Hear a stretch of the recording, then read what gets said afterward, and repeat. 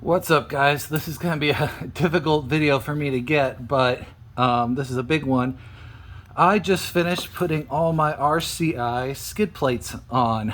So I got the full RCI kit, so that's the 2 plates for the engine, the 1 plate for the transmission, the 1 plate for the transfer case, the plate for the fuel tank, and the cat guards, the cat converter guards.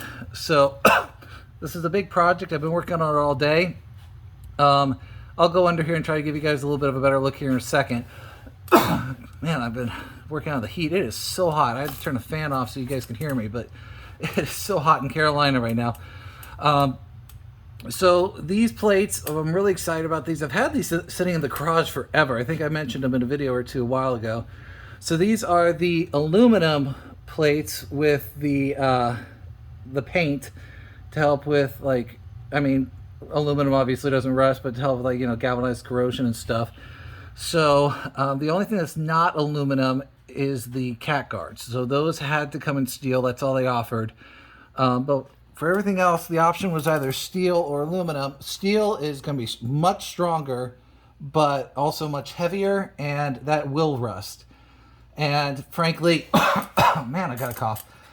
Frankly, I'm not planning on doing that much, you know, rock climbing and stuff, off-roading, that's going to really tear these up. I mean, if I tear these up and have to replace them with steel someday, then great. That means I'm having a good time, but I do not anticipate that.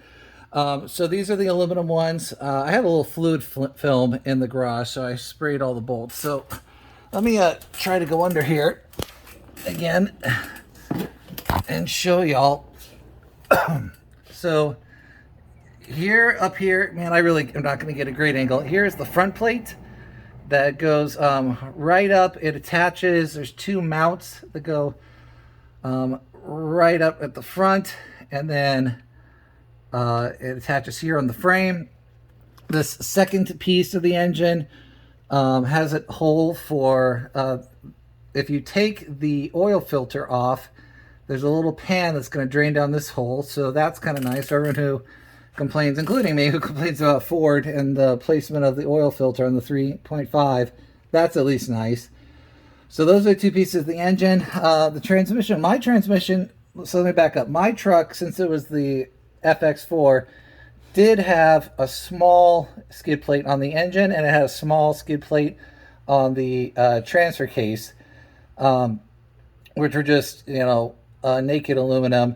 So these are bigger and far more encompassing, and there was nothing.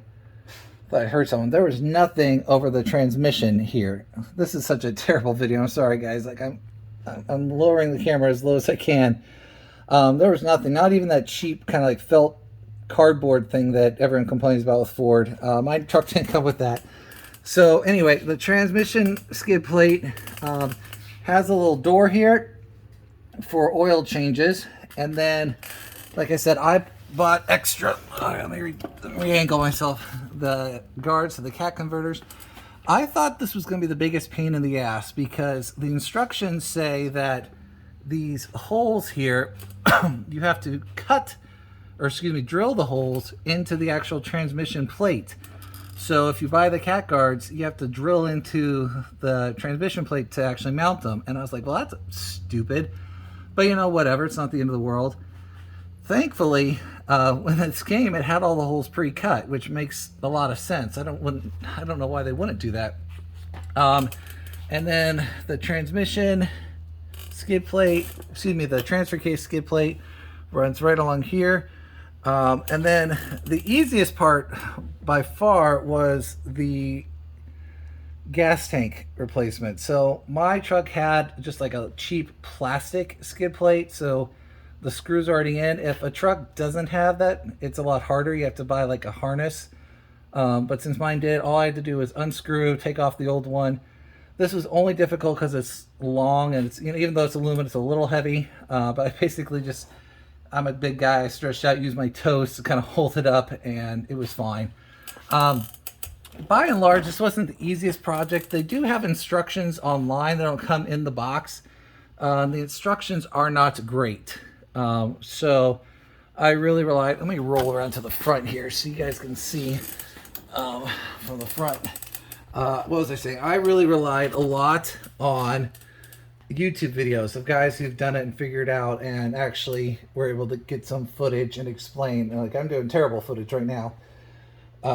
So I'll put a couple links to the videos I found the most helpful in the description, but it's in, it looks great. It's not the cleanest in the world because I put anti-seize on all the bolts, and that was like a silver, so got on my fingers, got my gloves, got spread all over the place. You can really see it on the, you can really see it like that mess, but who cares? Like, the only people who are going to see that are me or techs under here doing repairs, or, you know, God forbid if a thief goes under and try to actually steal my cat guard or see my cat converter and sees I have a guard. Hopefully that really is effective to deter that, because that is a problem. It happens here where I live. It happens all over, and it's just ridiculous. So really glad to finally get those on, if nothing else.